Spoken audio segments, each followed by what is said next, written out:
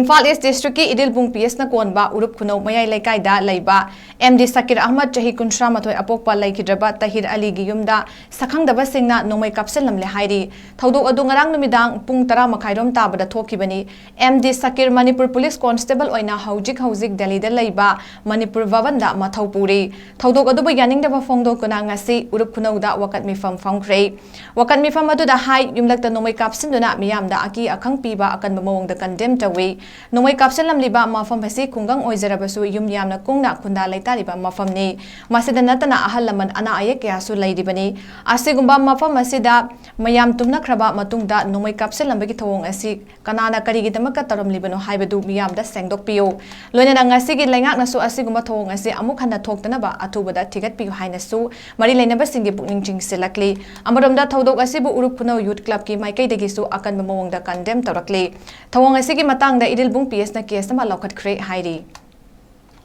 Numidagi pung 10 makai taba matamda mi kung na taba yumlakta layba yum sigi manungda masak khangdaba kulai paiba singna nong may kapsin birambasi amoy singna numay taba pokse masigumba thabokse hawjik oiriba layba ki association sida oiriba condition sida sumaina masak khangdaba mi singna misa mamagi imungda mafam marang khangdana maram sukhangdana misak sukhangdana nongmaina kapsim birambasi nungai jade matungda di sigumba thaboksi tawbigano mari leinaba singna sigumba thaboksi kanana karai maram ki damak tawbano haibadu athuba matamda sengdok piro